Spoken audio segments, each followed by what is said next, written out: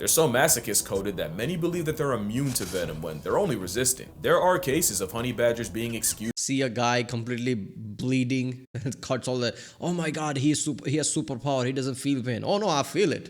I'm fine with it though. Oh no. Ladies and gents, welcome to reaction. This is Honey Badger versus Wolverine, deciding the impossible fight. Holy shit, I love this. I still remember Honey Badger video was like a couple years ago. Yeah, it was one of the best videos from geographic. I like how Honey Badger is insane and Wolverine is like equally insane. I don't know if it's equally, but insane. Both of them are insane. So who's gonna win what? Because there's always these clips of like Honey Badger going insane against some animal, like some like leopard or something. Wolverine is like also similarly insane, just completely aggressive.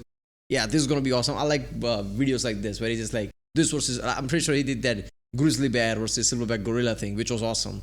So this is equally, if not more important than that one. So let's watch this one.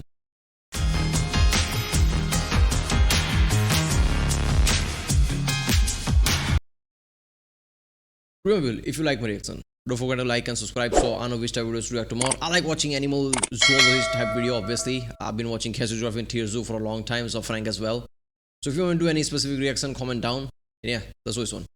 Weasel. Two animals infamous for durability, blessed by the almighty, disregard of death as a concept, and being a part-time predatory hemorrhoid. An unstoppable force versus an immovable object. A fight as much philosophical as physical, and today we'll break down how these muscelids match up until in the end, only one is left standing. Now disclaimer, I've actually done this video before, but after some additional research and some number crunching, my answers changed quite a bit, and after mulling it over, I actually feel pretty good about my pick. Another note I wanted to add is there are no definites in nature. What I mean is, if I say animal A would beat animal B in a fight, I don't mean animal A would run the table every time. It's more like if A and B squared up 10 times, I'd expect animal A to hypothetically win at least. It's always like trying to pit up two fighters against each other, like the fighters who never fight each other.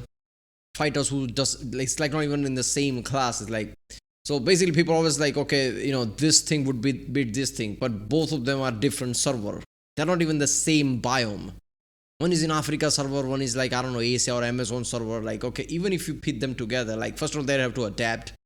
Their the way they think, the way they process have to change, right? People like, oh, tiger and like bear and all this, like so powerful. But yeah, usually they're not trying to fight something. They're trying to survive.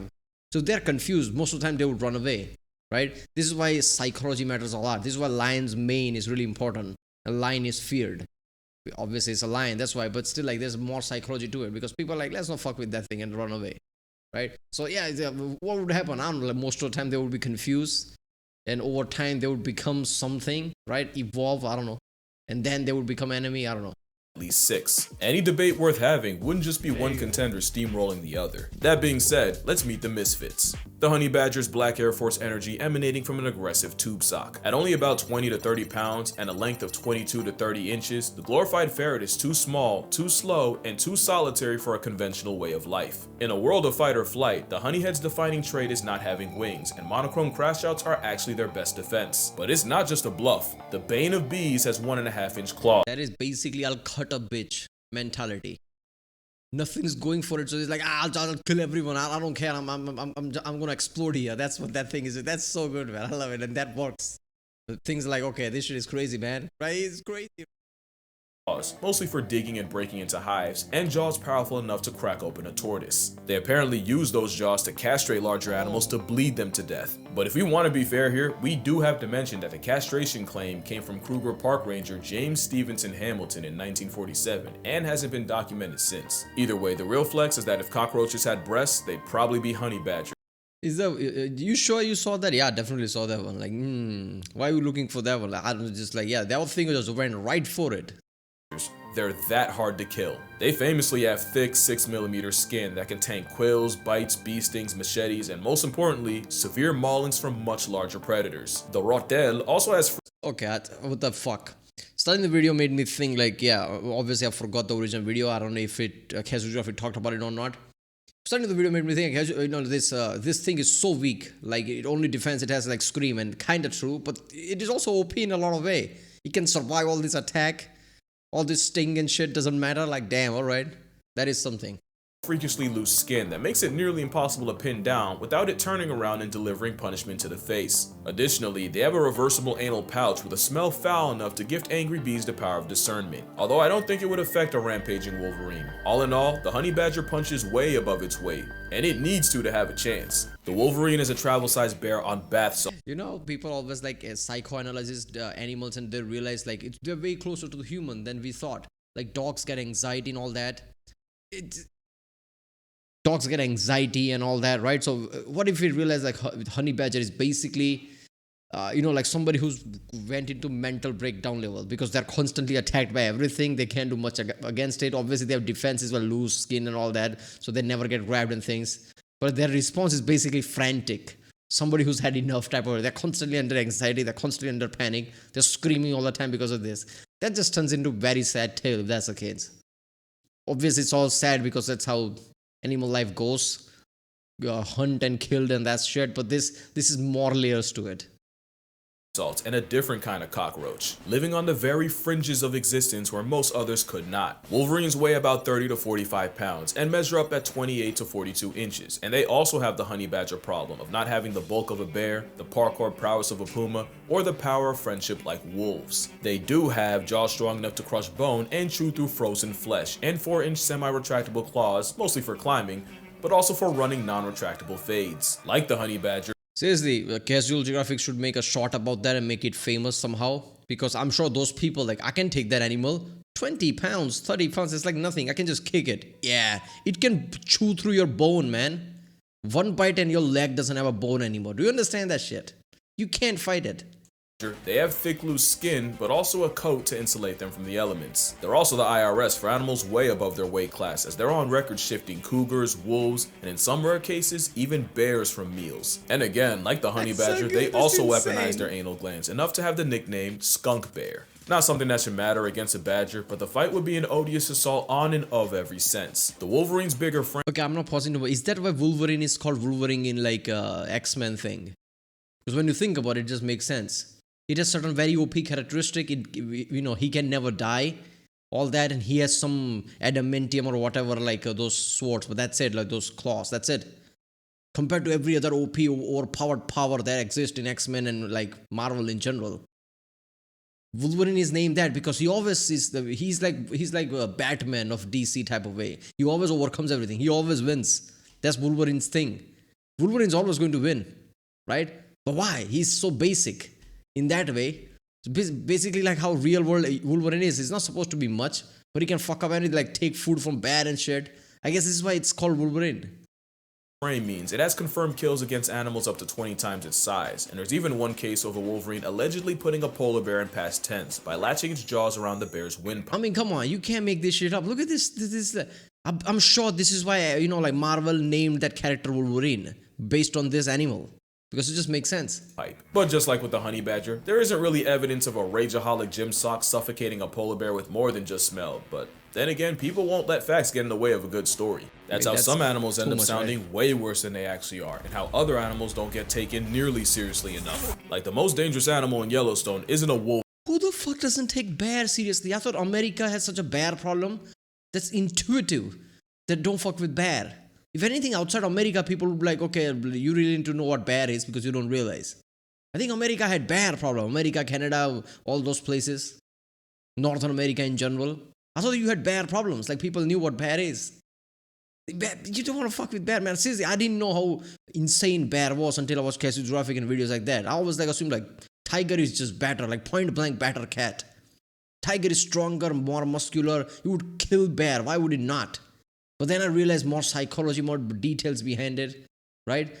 Yeah, of course, bear would be like too overpowered. This is why it's really fun to do 1v1, but you can't really do it. Like I said, different server, different biomes, like silverback gorilla versus bear thing. Okay, if silverback gorilla and bear thing actually happens, years pass by, thousands of years pass by, and somehow both survive. This would be, like who knows who's gonna evolve into what? Maybe gorilla evolves into somewhat human-like thing where gorilla suddenly makes weapons and shit just to survive and actually kills off bear. We don't know. So this kind of thing is fun, but it's like realistically, it's like taken with a grain of salt.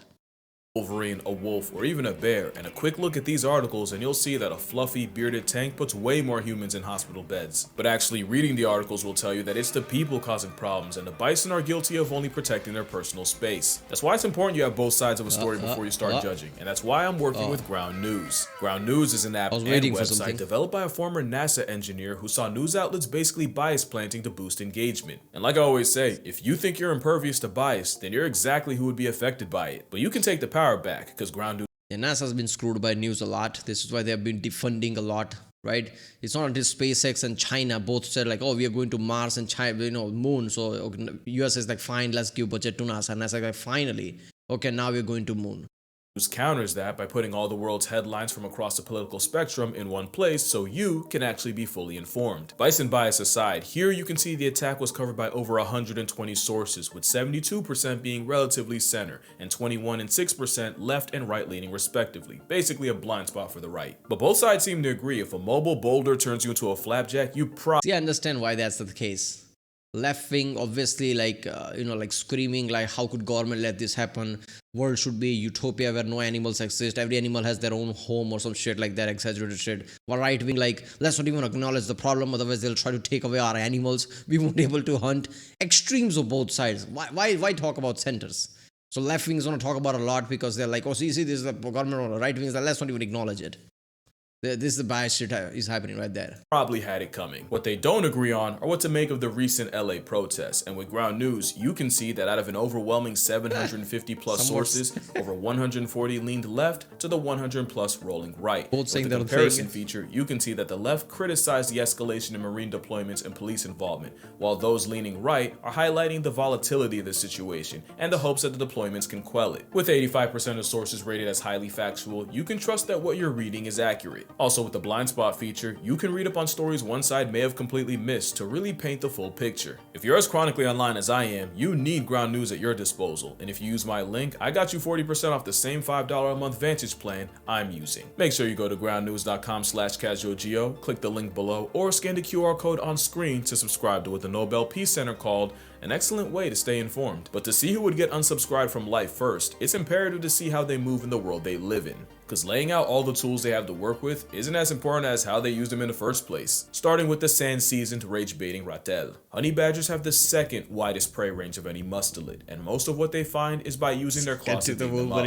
A study done in the Khalahadi Transfrontier Park found that most of what they eat are small mammals like mice and gerbils, and small reptiles like geckos and skinks. But honey badgers are also high metabolic maniacs that'll try highly venomous snakes such as puff adders and black mambas, and they'll steal larvae straight from the heart of homicidal beehives. They're so masochist coded that many believe that they're immune to venom when they're only resistant. There are cases of honey badgers being excused from the mortal roll call while eating honey because they got stung to see a guy completely bleeding and cuts all the, oh my god, he has superpower, he doesn't feel pain. Oh no, I feel it, I'm fine with it though. Oh no. Death in the process, and getting flatlined by snakes because they kept getting bit but refused to quit. Honey badgers seem to have a severe lack of self-preservation, but it makes sense when you live in a world where running away is physically not an option. But it also means they're crazy enough to try to meal tax a leopard right in front of it. And that's cause the honey badger is a forager on steroids that doesn't pass up opportunities to eat because they virtually can't afford to. Most predators rest and chill after a big kill, but honey badger will stop only for as long as it takes to consume it before running off to find another. This mentality also helps his furry fitted sheet not fold in the face of predators and constantly fighting back even inches from I love how like it goes against leopards, lions, and cheetahs like it's like, okay, let's steal food, and they're like, wait a minute, what that thing? Hey, it's just stupid cheetah, it's not gonna do anything. Shut the fuck up and just steal the food. Death means even if it can be killed, it often ends up being more effort than it's worth. In a desolate landscape like the Kalahari, an overachieving weasel scrounges a living in the area code of some of the most impressive and oppressive forces of predatory nature. Wolverines are survivalists on steroids that live in some of the most unlivable places on Earth. While bears hibernate through the dead of winter, the skunk bear is still outside in avalanche country. Those claws work as crampons to let the Hulk weasel cling to the side of a cliff, and having large paws means they can run across the same deep snow other animals would sink in. Those jaws are specifically designed to tear through flesh that's frozen solid, and a wolvie will eat every part of a carcass.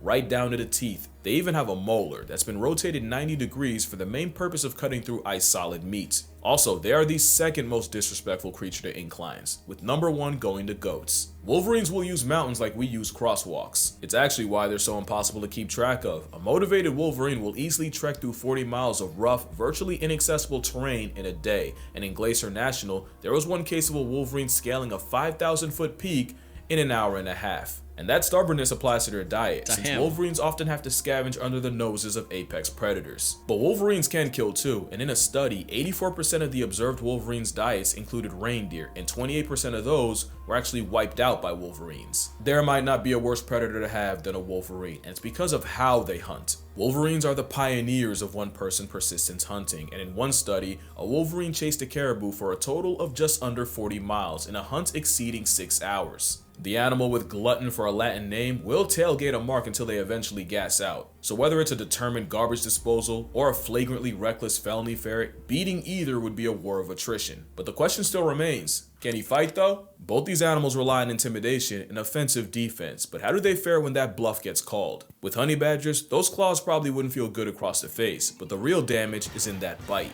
A honey badger's jaws are strong enough to pull the meat out of a carcass after other predators are done with it. They're actually built for conflict, because the badger's skull has a transverse mandibular condyle that locks into the jaw socket, creating a tight fit that secures the jaw and makes it incredibly difficult to dislodge or dislocate. That's how a honey badger maintains its dental grip on either prey or predators, no matter how hard they buck. The jaw strength is how honey badgers are documented murking goats and sheep, usually by tearing holes in their underside and disemboweling them. The honey badger will also use its nasty bite to factory reset snakes by immobilizing them with a bite to the back of the head. By essentially shanking ops with their teeth and using claws for leverage, the honey badger has scored some impressive wins against raptors like Marshall and tawny eagles, and even the African porcupine, the same one that's a lion's last resort. When honey badgers fight each other, injuries show that they go for the face, neck, and underbelly because they know that everything else is a waste of time. The honey badger is an absolute stonewall, but its size means it's realistically not killing prey bigger than a sheep, not like the Wolverine. You know how movies have some like evolving story and just like some badass introduction to characters? I could see a Pixar style movie where like big predators, lions and tigers talk about, oh no, we need to hunt down this porcupine, but we need to call in an expert, and then suddenly this thing walks in with some badass music. Yeah, there you go. Yeah, we're lion, but we're not touching that shit. That thing will kill it. That would be so good. That's so Disney thing, man. Like you could really like mold this story. If I can think of like some creative writer can easily write a story.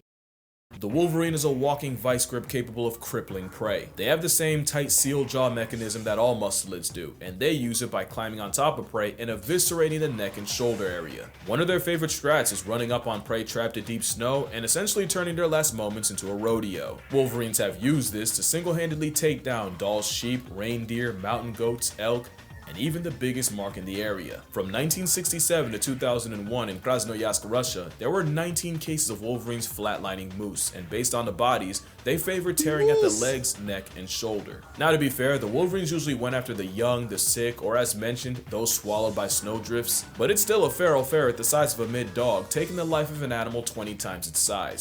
It decided to do that in the first place just implies that it is insanely creative. Like I said, like, oh, you can think about this versus this a lot.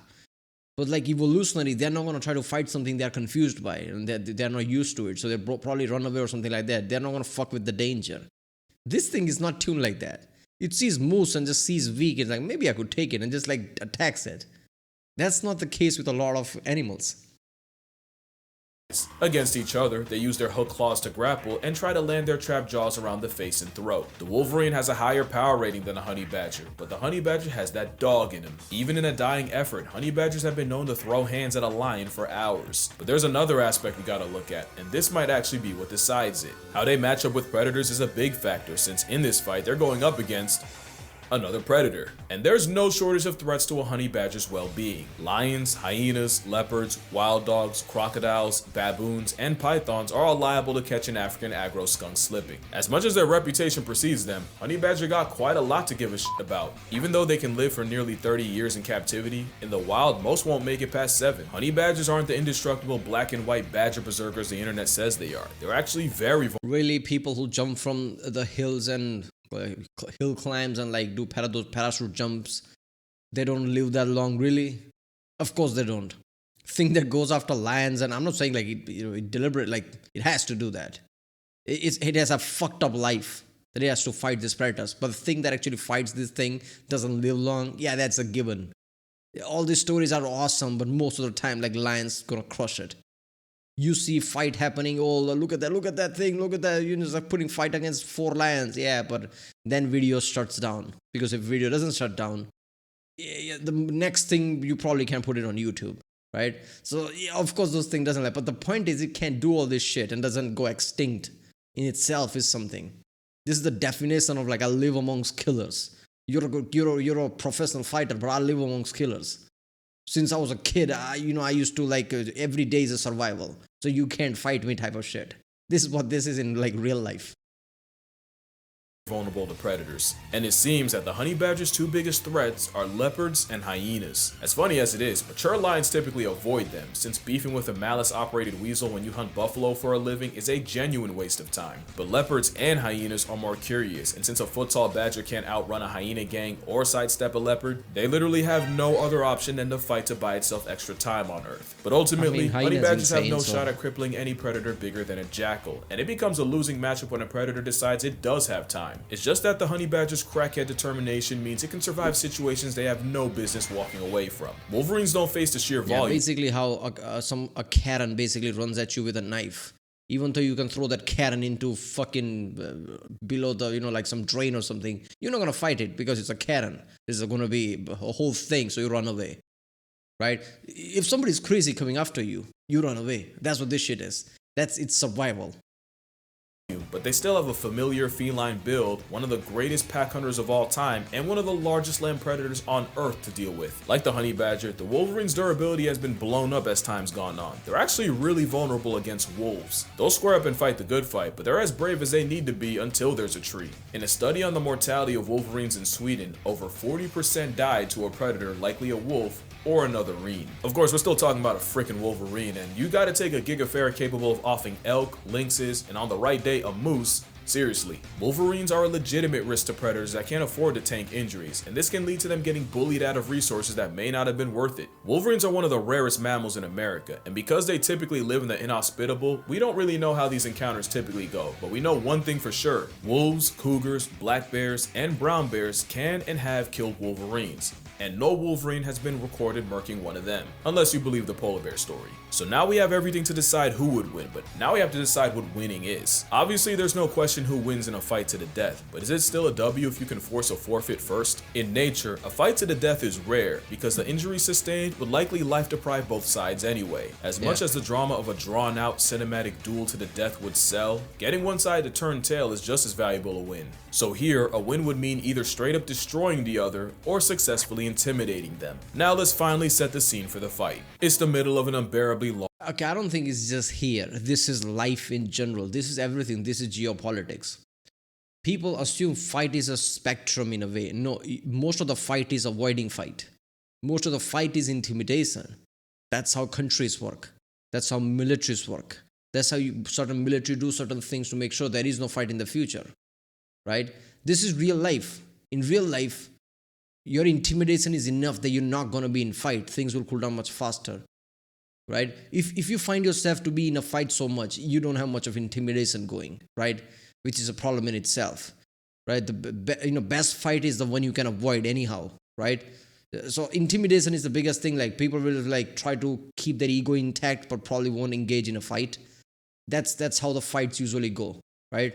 Very few fights should be point blank fights. So this is how the whole life is, not just animal life. Like animal life is mostly intimidation, like back and forth. But when damage does happen, it's going to be complete damage one side or the other, right? It's not going to be something in the middle. Bar fights are very rare in humor, where bar just like people just because of intoxication just like punches each other. That's it, and they go home. That's an everyday thing now. That shit doesn't really happen in real life. If you see people around just like fighting each other, punching each other regularly, that's a very, very weird place you're living in. That shit doesn't happen. Intimidation is most of the fight. long dry season when a wolverine and a honey badger run into each other at a fresh deer kill. Neither's eaten in days, and both may not eat for several more, and with these being two prime males, this fade might be fatal. Let's review what we got. The honey badger is arguably more durable, surviving maulings that would likely kill the wolverine. Plus, a honey badger is liable to fight to the absolute death. But even in a fight going the distance, the biggest question remains: how does the honey badger basically beat a bigger version of itself? The wolverine can survive one of the worst conditions of any predator, and the same jaws that can cripple a moose and allegedly a polar bear should be enough to crush the honey badger's skull. But the honey badger takes a lot to kill and will be squirming and giving it right back the whole time. For the wolverine, the question is, if bigger predators struggle with it, how does the wolverine expect to be any different? It's not easy, but the winner is the wolverine. The honey badger's lipo-looking loose skin and attitude would make this a prolonged fight, but the wolverine's jaws are capable of inflicting enough crush damage on the badger, especially if Because it's always the bigger predator. All those videos you see are like curated clips of things that you would like. Oh look, that honey badger is putting up a fight. Isn't that cute? It's so good. And you just like put a smile on your face. You go about your life. You work. 99% of the time, that video ended, honey badger getting unalive or deleted or whatever you want to call it, right? That's how it is. And if it didn't, that was one of the rare instances where honey badger just went crazy and other animals like, oh, this is not worth it, and ran away. Bigger predator is going to be the victorious. Heavyweight class is better than the featherweight class because heavyweight can easily cross any featherweight. Doesn't matter how skilled you are. That's how physics works. Cross section of your body part is determined how strong you are. That's gonna matter. So in the end of the day, of course, bigger predator is gonna kill the smaller one. Usually that's how it goes. A bear can kill tiger, grizzly bear, because it's a bear. It's humongous, right? It's breed to do that, and it's huge. It's like volume inside. It's insanely big. Elephant, most things can't attack elephant. And if elephant goes crazy, elephant can cross anything. This is why those clips of like 10 lions clinging onto elephant, the elephant walking away exists, because it's a 10,000 pound elephant. That's why. if it lands a blow to the head, which they normally go for. In a fight going the distance, the Wolverine would get beaten up, but the Honey Badger likely wouldn't be able to get a kill on the Wolverine. But the real winner here is the Wolverine's lack of risk aversion. Even though the Honey Badger is more kamikaze coded, Wolverines have been known to die trying to steal a kill in front of a bear. So the chances the Wolverine backs off are lower than the Wolverine offing the Badger or even the Honey Badger running first. Against a similar sized African civet, the nasty Honey Badger is able to pin it, but ultimately the civet's able to walk away. I can't see a Honey Badger. Yeah, three elements will dictate most of these things. First element, I don't know why I did it. First element is basically your size. That matters. Size and your overall predator being like your ability, size, right? Second element would be creativity. Maybe this is where the human shines. But this is why I said, like, maybe given enough time, maybe, who knows, since it's a great ape, silverback gorilla could evolve into something that it becomes somewhat human-like, but it uses tools and things to kill bear. So thousands of years in the future, maybe silverback eventually dominates bears, who knows, this way. Not at the current state, but maybe it will evolve. So creativity is second, right? Third is psychology. Honey Badger and Wolverine both are crazy. Both will head, they won't run away, they won't get intimidated. They will go straight in, like Wolverine will try to steal food from the bear, even if it knows like this is dangerous. Mentality. All these three things are important. And Honey Badger and Wolverine both have mentality checked. Both have creativity similars, right? And Wolverine has bigger size. So, I mean, probably Wolverine would win. This is how it works. Badger submitting a much bigger Wolverine, but like I said, there are no definites in nature, and in a best of 10, I'd expect a Wolverine to force a submit or a retreat at least 6 times. It was close, but in a matchup like this, only one can take the W, so it's only fitting that the Wolverine already has it. But that's gonna do it for this video. Drink water, hug your mother, touch grass. Yeah, Honey Badger is the craziest of them all, but Wolverine is just bigger, so it's unfair, right? Yeah, it's not the same weight class. That's how it is. Man, this is so insane, like watching this kind of 1v1 type of situation. Like, yeah, you need to take a lot of things with a grain of salt because a lot of elements goes into it, like I said, mentality and things. Eventually, you don't know which way a certain animal will evolve just to survive if they are pitted against certain animals in the same server. So yeah, you need supercomputers with millions of different variations that it can think of. Just to think of a scenario where like thousands of years from now, what if these two things were surviving in the same area and who would win? right? And those things are going to be the real thing in the future, where supercomputers are becoming, quantum computers are becoming better and better. They can think of a million scenarios. Right, well, if you like my next subscribe, and I'll see you next time.